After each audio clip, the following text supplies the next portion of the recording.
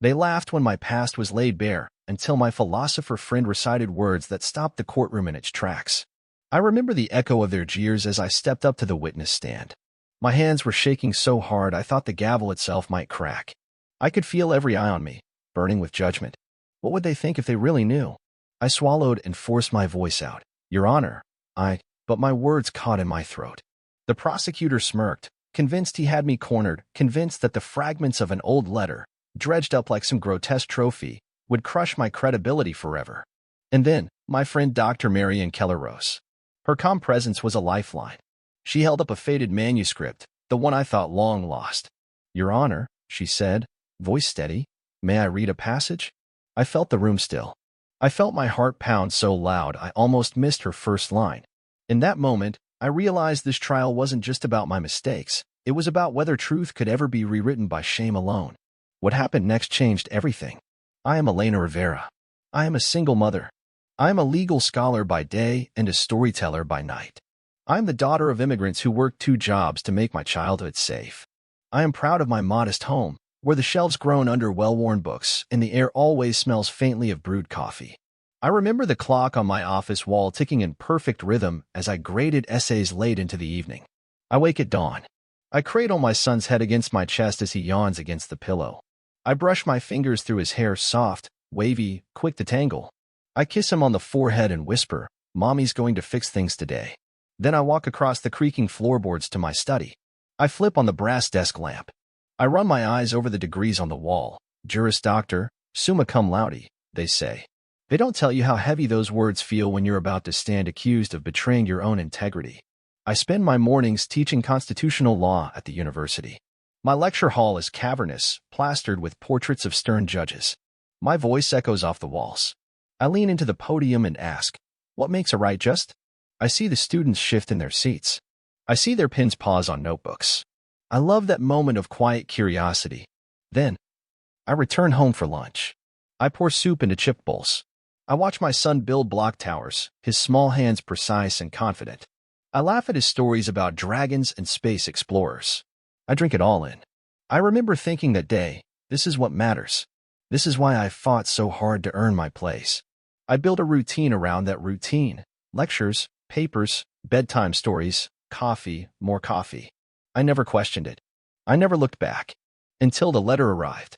It came on heavy parchment, the corners frayed, the ink faded.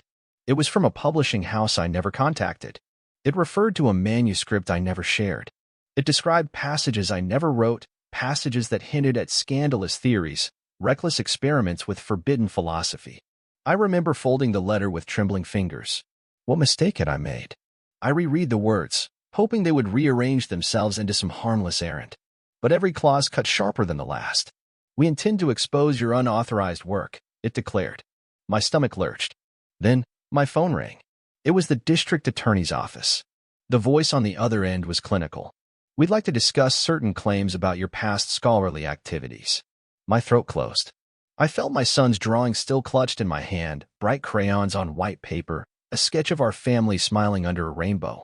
How could my son paint rainbows when my world was about to storm? I met my lawyer in her office 2 days later. The walls were lined with degrees, too, but in psychology and negotiation. I wondered if she'd been through something like this herself. She spoke softly, but her eyes held fire. They've unearthed this letter. They want to prove you fabricated research to advance your career. They might ask the judge to revoke your teaching license. They might even push for criminal charges of fraud. My heart hammered. I swallowed so hard I tasted blood. No, this can't be happening. I pictured the lecture hall, empty chairs waiting for me. I pictured my son, waking each morning to a mother who suddenly wasn't allowed to teach him the alphabet. This can't be happening. Then came the summons. A crisp envelope stamped, by order of the court. Inside, a sheet listing the date and time, July 14th, 2025, 9 a.m. The courtroom was the same hall where Dr. Keller would later intervene. I had never felt more exposed. My name would be read aloud as if it were a crime. I drove home that night with the summons on the passenger seat. The streetlights flickered on as the sky darkened. I pulled into the driveway and sat for a moment, hands gripping the steering wheel like handcuffs. Is this what it feels like to be trapped? And then, I stood up from the car. I carried the paper inside.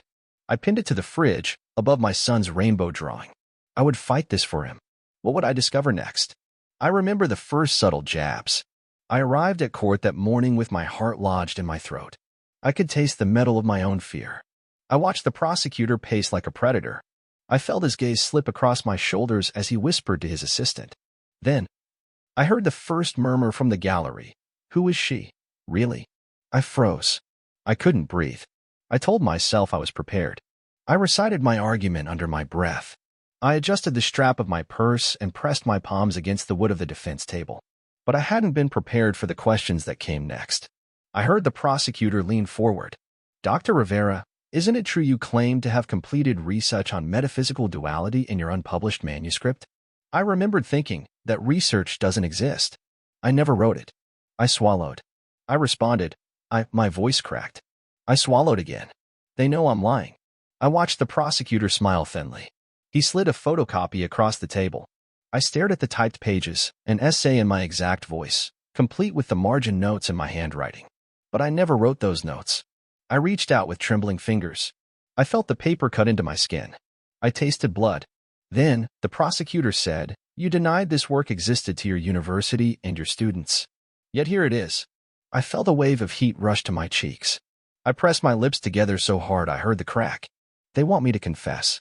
I looked into my lawyer's eyes. I saw her jaw tighten. She's thinking of damage control. I straightened my spine. I lifted my chin. Your Honor, I began, voice shaky but resolute. I have never seen these pages before today. I felt the judge's gaze flicker. I waited for him to speak. He nodded for the prosecutor to continue. I watched the prosecutor unfold a timeline. I watched him cherry-pick emails from a burner account, emails I never sent. I watched him point to a travel itinerary showing I was in Paris the week I allegedly met the anonymous philosopher who co-authored the paper. I'd never been to Paris. Then, he slid pictures of me at a philosophy conference in Lyon. I recognized the hotel lobby behind me, but the date was wrong months before the conference even opened. I felt my pulse hammering at my temples. I closed my eyes. I must not break. I drew in a breath. I exhaled. I heard my lawyer rise. She spoke in a calm, even tone. Objection, Your Honor. These documents have no verified chain of custody. They could be forgeries. I felt a flicker of hope. I opened my eyes. I saw the prosecutor lean in. He whispered, objection overruled. The judge's gavel slammed down. I jumped. The sound reverberated like thunder. I could hear my blood pounding. I sank back in my chair. I pressed my hand over my chest. My heart might burst. I watched as the prosecutor summoned his next witness, a tech expert who claimed the documents were authentic. I watched that witness nod solemnly as he testified about metadata and timestamps. Then, the prosecutor asked him, is it possible to fabricate such metadata? The tech expert hesitated. He swallowed. He said, in theory, yes, but it would require an extraordinary level of access. I felt a tremor run through me. I gripped the edge of the table. What would give someone that access to my files? I thought of the locked cabinet in my study and the password-protected drives. I thought of the only person who ever knew my password, my friend Marianne. Would she betray me? I blinked back tears. I felt my lawyer whisper at my side, stay strong. We have our own experts. We'll challenge every bit of this. I nodded, though my vision was blurred. I can't let her see me crumble. I watched them call on my first witness, my department chair. I watched her clear her throat and step up. Then, she testified that she had never seen any record of my so-called manuscript. She described my steadfast research ethics. She mentioned my promotion to associate professor. I felt a small surge of relief. Maybe truth still has power. I leaned forward, heart racing. I listened as the chair described the countless hours I spent mentoring students, the papers I published in reputable journals, the glowing evaluations from peers. This is who I am. And then, the prosecutor pounced again. He produced an audio clip. My voice, they claimed, reading an excerpt from the disputed manuscript. I heard my own words echo through the courtroom. I recognized the tone, the hesitation in mid-sentence. But I never recorded myself. I closed my eyes. I pressed my forehead to my hand. How deep does this go? The room went silent. I felt the weight of every accusing eye. What would they think next? I remember the moment my world shattered. I heard my son's voice in my head, his soft, "Mommy," as he woke this morning, oblivious to the storm. My chest felt hollow. The audio clip faded. Judge's gavel hovered in midair. Silence swelled like a tidal wave. I stood. My legs trembled. I can't collapse now. I cleared my throat. Your Honor, may I respond? My voice was a whisper, barely more than a breath. The judge inclined his head. The courtroom lights felt too bright, like interrogation bulbs. My stomach churned. I swallowed hard. My throat seized. I forced a breath. I never recorded myself reading those passages. The prosecutor's eyes gleamed. He leaned back, arms folded, triumph dancing on his lips. He thinks he's won. I tasted copper in my mouth. My palms were slick with sweat. Is this how it ends? Then a child's question broke me. My son's last bedtime plea echoed. Tell me it's okay, Mommy. I'd promised him safety. But here, in this cathedral of judgment, I felt exposed, defenseless. My inner voice screamed, don't let him down. I seized the photocopy of the transcript the tech witness had provided. I raised it like evidence. This clip, I said, voice trembling, is edited. It omits my corrections, my pauses, my cough, my attempts to clarify. If you listen to the full recording, my words stumbled as the prosecutor objected. Cumulative and speculative, he hissed. The judge's eyebrow lifted. He overruled the objection. Hope flickered. I strode to the evidence monitor, heart pounding. I can't believe I'm doing this. My lawyer gave me a slight nod. I clicked the remote. The screen flickered. I inhaled deeply. Then, the full video began. My face filled the screen, lit by the glow of my study lamp. I saw myself seated at Oakwood House, leaning over a notebook, reading, gently, deliberately. My voice was calm, measured. I coughed softly, cleared my throat, paused to sip water. The clip ended, and then resumed, uninterrupted. My handwritten notes, sprawled on the desk, in my exact flourish. My finger tracing the lines, hesitating, revising. I watched the courtroom shift. The prosecutor's smug curve melted into confusion. The tech expert whispered urgently to his assistant. The gallery leaned forward as though drawn by a magnet. This was real. My pulse thundered. I felt tears prick my eyes. I returned to my seat, chest heaving. I laid the remote on the table. Your Honor, I said, voice steadier now. That recording exists. It proves my voice, my hand, my words. The excerpt they played was truncated to mislead. This, I tapped the transcript, is manufactured. I heard a murmur ripple through the courtroom. My lawyer rose and added, Your Honor, we submit this full recording as evidence of authenticity. The judge glanced at the prosecutor, who sat rigid, lips pressed tight. The judge nodded. He looked to me. Thank you, Dr. Rivera. We will review this evidence. He tapped his gavel. I sank into my chair, relief and dread warred inside me. Have I bought time? Then the air shifted. From the back of the gallery, a figure stood, Dr. Marianne Keller. She stepped forward, her eyes locking on the judge's. My heart stopped. She carried a worn leather folio and moved with quiet determination. The judge called for order. Marianne approached the bench. Your Honor, she began, voice calm but resonant.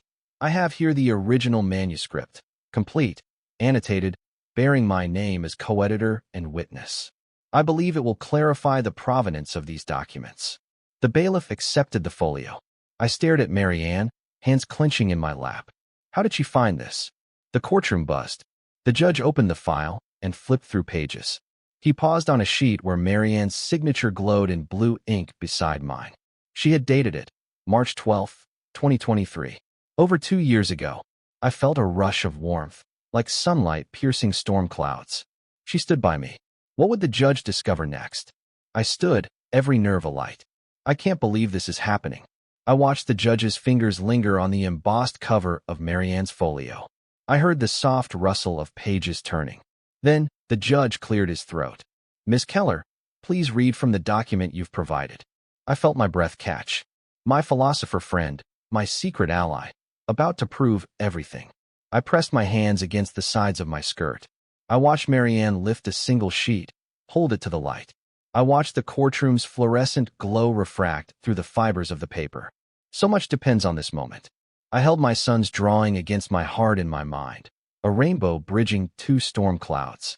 Then, Marianne began, I, Dr. Marianne Keller, do hereby attest that the enclosed manuscript, titled Reflections on Ontological Shame, was co-authored by Dr. Elena Rivera and myself.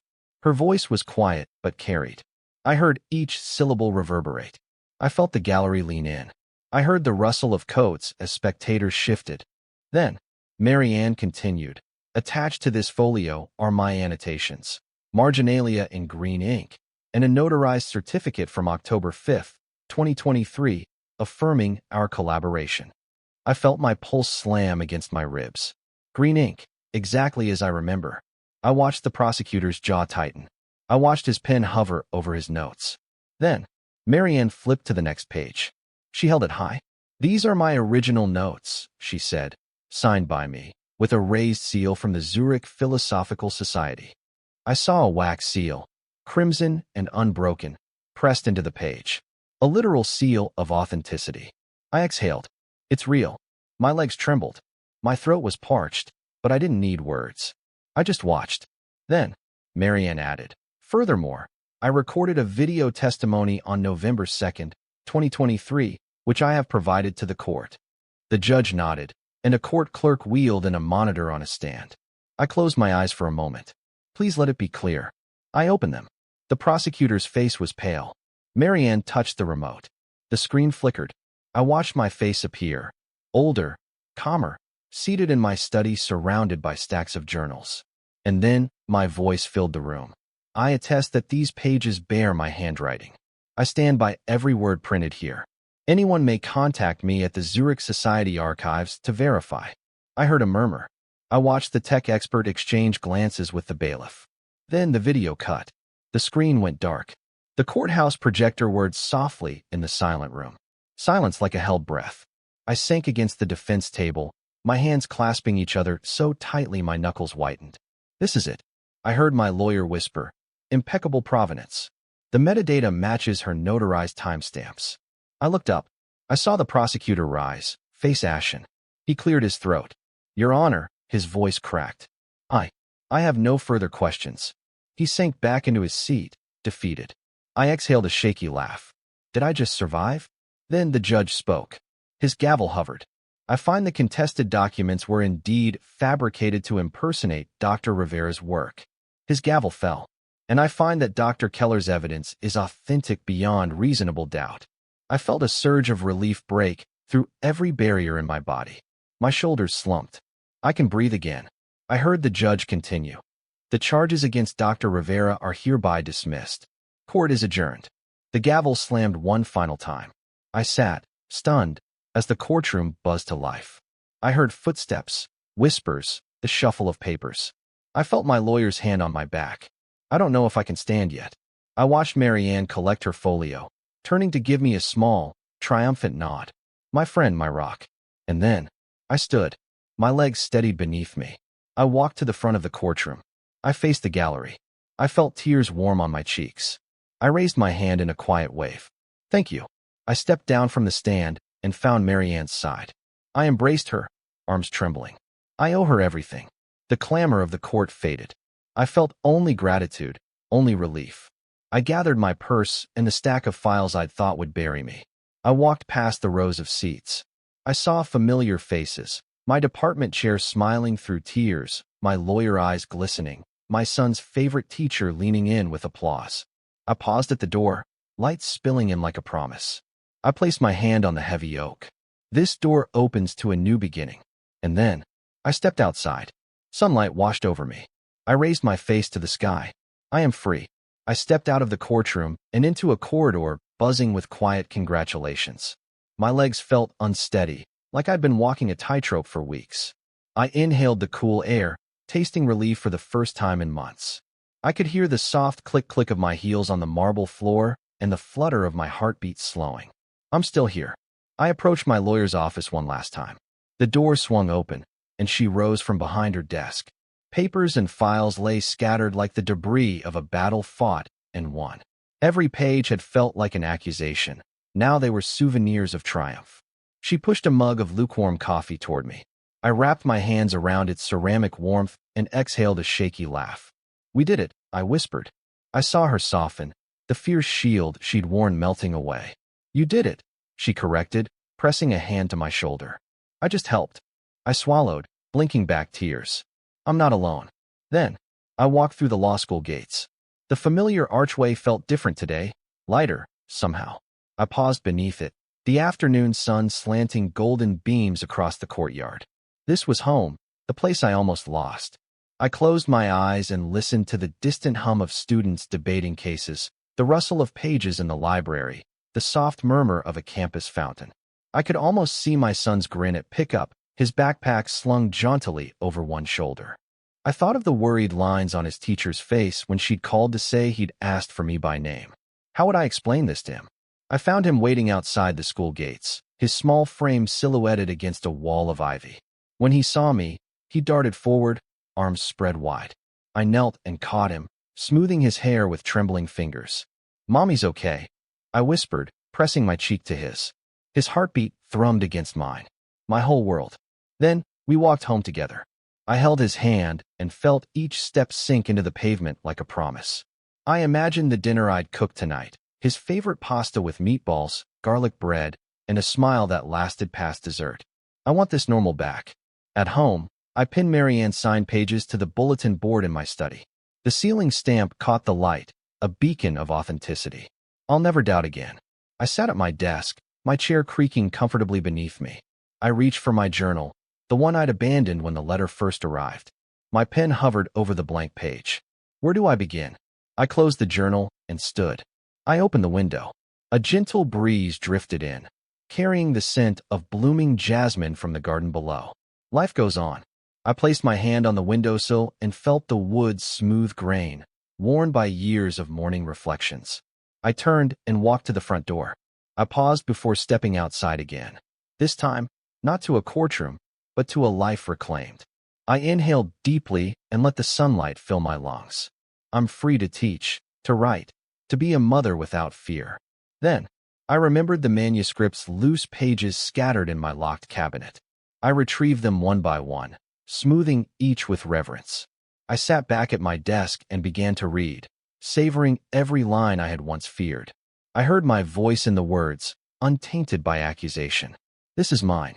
I lifted my pen and wrote at the top of the next blank spread. Today, I begin again. And then, I closed my eyes and let the tears fall. Tears of relief, tears of gratitude, tears of a truth restored. What would tomorrow bring? I feel the tremor of new beginnings humming beneath my skin. I almost let shame rewrite my story. Today, I learned that truth doesn't need permission, and that it can only be silenced when we allow others to wield our own words against us. I learned that allies can be hidden in plain sight, waiting with the right proof at the fiercest moment. I remember the hush after the gavel fell, the weight lifting from my shoulders like a breath I never knew I'd been holding. I realized how close I came to losing everything that mattered. My son's laughter, my students' curiosity, the quiet sanctuary of my study. None of it would have survived had I surrendered to doubt. I also learned how easily a single fabricated document can unravel years of integrity. I vow never to underestimate the power of provenance, or the importance of safeguarding one's own narrative.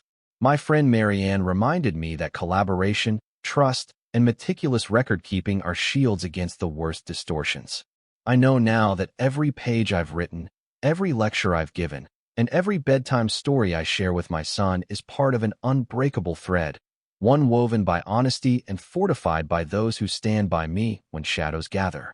If you've ever felt silenced, misrepresented, or on the brink of surrender, remember, your truth is indelible. Speak it, document it, defend it, and never face the storm alone. I invite you to share your own stories of vindication or resilience in the comments.